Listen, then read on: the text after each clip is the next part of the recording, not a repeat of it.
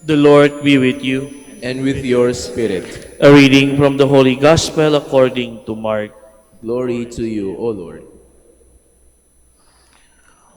On that day, as evening drew on, Jesus said to his disciples, "Let us cross to the other side." Leaving the crowd, they took Jesus with them in the boat just as he was, and other boats were with him. A violent squall came up, and waves were breaking over the boat, so that it was already filling up. Jesus was in the stern, asleep on the cushion. They woke him and said to him, "Teacher, do not care that we are perishing?"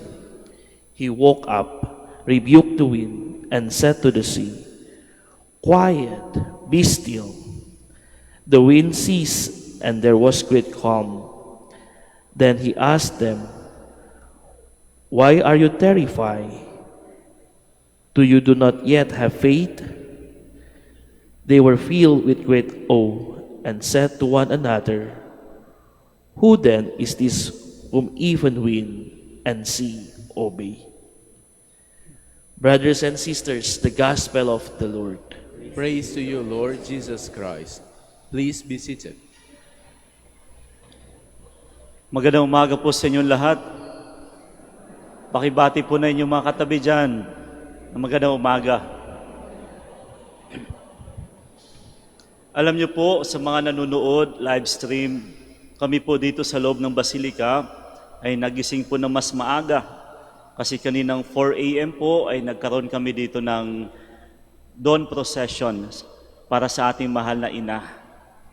And on this very first day of the month, napakaganda po ng paalala sa atin ng ating Ebanghelyo. Ito yung pinapaalala sa atin na kasama natin ang Diyos. Kasama natin ang Diyos. Kaya nga naman, hindi dapat tayo matakot. Hindi dapat matakot sapagkat kasama natin ang Diyos. Kaya napakagandang bahagi ng ating buhay na bilang mga Katoliko.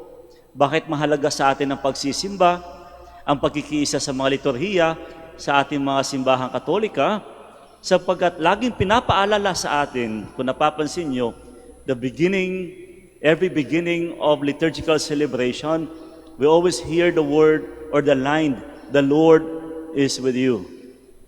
Sumainyo ang Panginoon. Kaya sana po, tayong mga Katoliko, alalahanin natin yung linyang iyon. Hindi po ito isang bahagi lamang ng ritual. Pinapaalala po sa ating lahat na kasama natin ang Diyos. Kasama ko ang Diyos. Kaya wag ho tayong matakot. Kasama natin ang Diyos. Sa Ebanghelyo, alam ko naririnig na natin ang kwentong ito. Kasama nga nila ang Diyos, pero takot na takot pa rin sila. Ulitin ko po, kasama nila ang Diyos. Kaso, takot na takot sila. Bakit? Kasi, mas binigay nila ang kanilang atensyon sa iba. Nakakalimutan nila ang Diyos. Di ba, hindi rin nalalayo sa atin. Minsan, tila bagang secondary na lang ang Diyos. Mas masyado tayong preoccupied sa mga ibang bagay. Preoccupied sa mga material na bagay. Kaya nga, di ba, dito sa Pilipinas may bagong pangalan. Sikat na pangalan. Marites. Kasi nga, mas pinupuna ang iba. Pansinin nyo, nasa iisang bangka lamang sila. Natakot sila kasi nakalimutan nila or taken for granted nila ang Diyos. Kaya again, on this day, we are not only reminded of the presence of God in us, but most especially, dapat lagi tayong nakatutok sa presensya ng Diyos. Alam niyo, kung titignan po natin yung mga kwento sa linggong ito, sa mga Ebanghelyo, we heard about parables. Christ was trying to explain about the kingdom of God, making use of the parables, the parable of the sower, the lamp, and yesterday, about the mustard seed. And at every time he mentioned or he told this story, he will always end up with telling, have you understood well na uunawaan nyo ba ng maigi ang kaharian ng Diyos? Ngayon, sa kwento, nung sila'y natakot, anong tanong niya sa kanila? Wala ba kayong pananampalataya? Naawa ang Diyos sa kanila, si Jesus sa kanila, sapagkat nagkulang o di kaya nawala ang kanilang pananampalataya. But again, another reminder for all of us, upang mas mananatili sa atin na tayo'y mananatiling nakatuon sa presensya ng Diyos, let us be mindful of our faith, yung ating pananampalataya. Kaya magandang paalala sa atin, kumusta ba ang aking pananampalataya? Malalim ba ito o mababaw? Kumusta ba yung aking pagiging Katoliko? Show, palabas lang ba ito o talagang sinasabuhay ko? Kumusta ba yung ating pagpunta dito sa Basilika? Kumusta ba ang ating pagsisimba?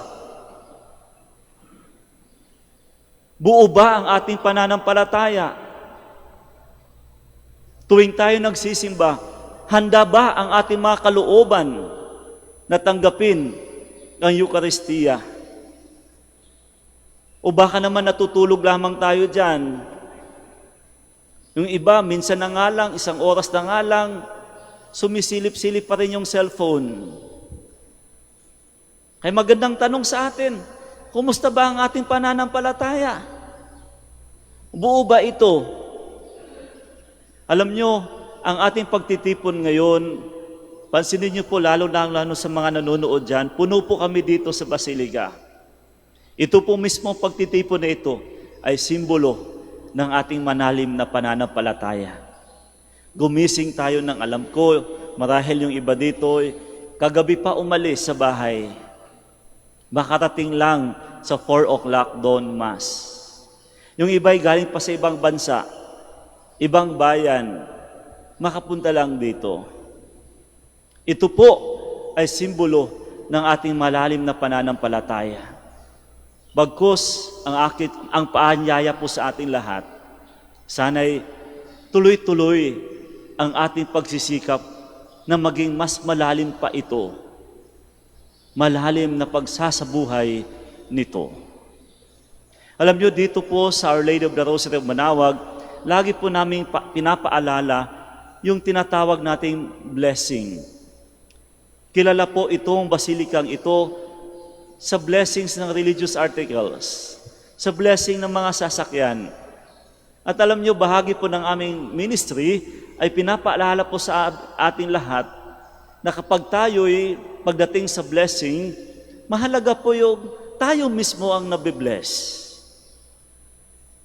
At alam nyo, pinapaalala din po namin, hindi po kailangang basang-basa tayo kapag sa blessing. Hindi lang po, pagdating sa blessing po, dapat religious articles lamang. Yung mga lucky charms, naku, hindi po kasama yon. Ang mahalaga, ikaw po mismo. Lagi po namin pinapaalala, sa mga sasakyan, hindi po linggo-linggo.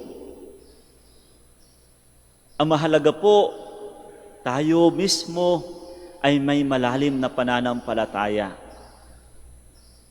Kaya again, on this very first day of the month, napakabilis po, magandang paalala sa atin, kasama natin ang Diyos para upang mas maging malalim ang ating pag-unawa sa presensya ng Diyos. Simulan po natin sa pagtingin ng ating pananampalataya. Ako po'y nananalangin na sana'y tuloy-tuloy tayong magsikap ng pagkakaroon na mas malalim, buo, at tapat na pananampalataya bilang Katoliko.